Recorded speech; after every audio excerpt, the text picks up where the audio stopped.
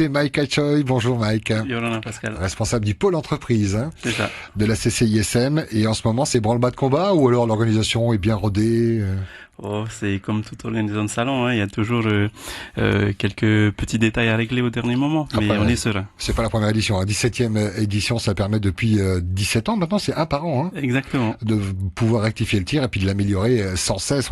J'ai parlé tout à l'heure de cet espace pour enfants, c'est bien d'y avoir pensé. Ça permet aux parents d'être un peu plus libres et puis de reposer leur confiance sur les gens qui encadrent les enfants. Ça se prépare combien de temps à l'avance, un salon Made in Fénois? Oh, on va dire qu'on commence à y repenser 6 mois avant déjà. 6 mois avant. Ouais. Ouais. Je disais une centaine d'exposants. Est-ce qu'on a un chiffre précis à ce jour? Oh, une centaine, c'est ça. C'est ça? Oui. C'est pas plus précis que moi finalement. Mais une centaine, c'est important. Ça veut dire que ça prend vraiment toute la place Tohata. On voit, hein, pour ceux qui passent au front de mer, les installations se faire. Oui, le montage des chapiteaux et des stands a commencé à se faire depuis la semaine dernière. Ouais. Et c'est vrai qu'on a essayé d'optimiser, d'occuper au maximum la place Tohata. C'est ça, se fait sous forme de petits villages. Ce sont des stands plus ou moins grands en fonction de ce qui a été pris par les artisans. Et alors, 17 ans, ça veut dire qu'il y a des fidèles. Il y en a qui reviennent chaque année, puis ils viennent se greffer des nouveaux.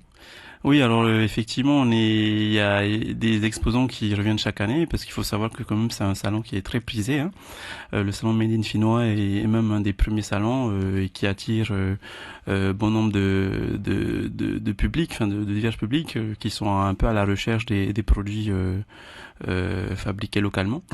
Et on essaye par contre également de favoriser l'arrivée de nouveaux exposants sur ce salon. Alors c'est vrai que c'est pas toujours évident parce que forcément les exposants qui ont l'habitude de venir mettre en avant effectivement la carte, ça fait 10 ans que je suis là.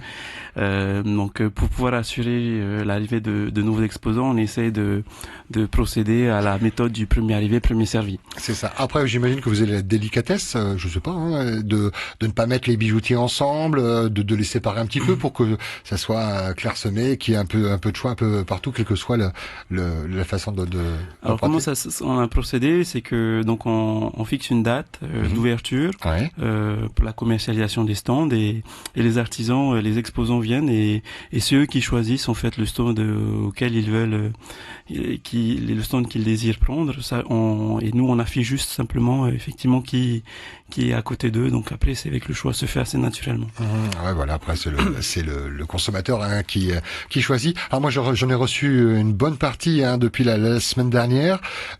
Pour la plupart ils ont tous déjà participé au salon Made in Fénois et c'est vrai que le salon a bonne cote. C'est également un investissement, hein, pour ces entreprises, parfois des petites structures, puis des fois un peu plus grosses qui ont un peu plus les moyens. Mais ce qui en ressort, c'est que ils sont vraiment contents parce que il y a de la vente, donc on amortit le coût du stand, il y a du bénéfice et puis une notoriété qui grandit du fait d'être présent à ce genre de salon, quoi. C'est ce que vous entendez également?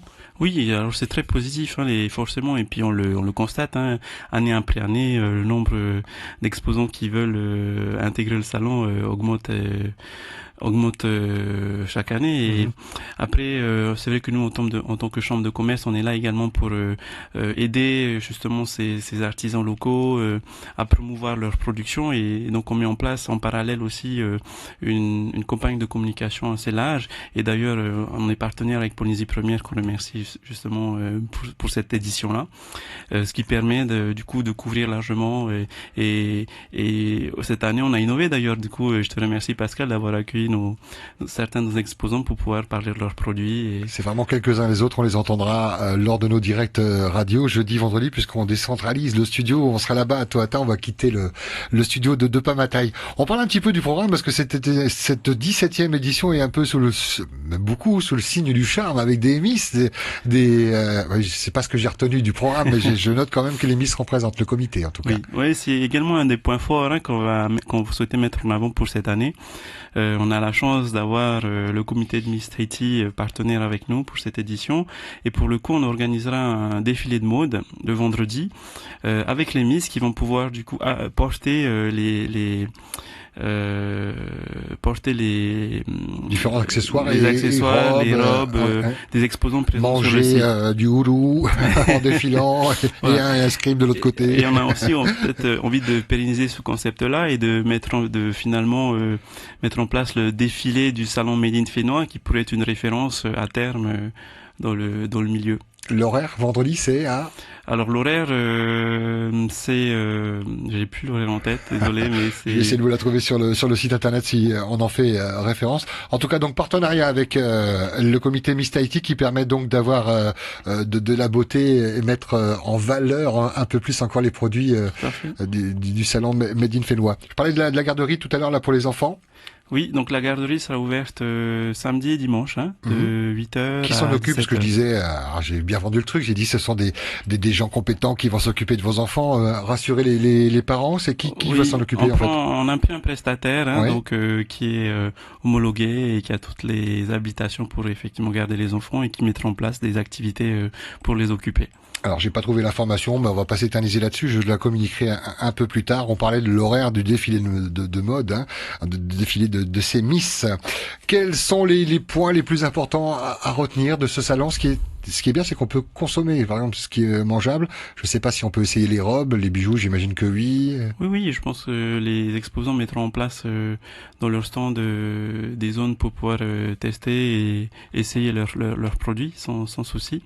Après, ce que je dirais pour retenir, il y a également le concours du meilleur produit qu'on met en place et qui se déroulera du coup le dimanche avec une remise des prix, le Fénois d'or pour le meilleur produit. Qui vote? Les visiteurs? Alors il y a une partie pour les visiteurs et une partie avec un jury qui sera composé du CIPOF, donc le syndicat des industriels de Polynésie, et les élus de la chambre et un technicien. Et en termes de lot, ce qui est intéressant cette année, c'est qu'on a également pensé à aller plus loin, c'est que celui qui va remporter le concours avec le meilleur produit remportera un billet pour le Japon pour la prospection. Donc pour aller voir ce qui serait possible de faire à l'export avec son produit Made in Fénois et comment voilà. Le Japon, belle destination. Parlez-moi également de ce jeu, là, jouer nombreux au lot 100% Made in Fénois. On parle d'une application numérique. Vous avez fait réaliser une application? Oui, on a essayé d'intégrer aussi les nouvelles technologies. Et donc on a essayé de modifier la mécanique de jeu en intégrant une application sur site où donc on aura des hôtesses qui seront présentes avec des tablettes qui vont aller à la rencontre du public. On n'a pas installé une application, elle est dans l'Apple Store ou dans Google Play, non. Pas encore. Donc c'est une application qui est installée déjà sur des tablettes auxquelles les gens auront accès et pourront jouer alors. Tout à fait. Le principe c'était on souhaitait également que les gens se rendent sur le site de Toata pour pouvoir jouer donc Évidemment. Mais on attend du monde. Jeudi 23, ça commence sur les chapeaux de roue dès 9h jusqu'au dimanche 26 mars prochain. Merci beaucoup, Mike Kachoy, responsable du pôle entreprise. Le mot de la fin?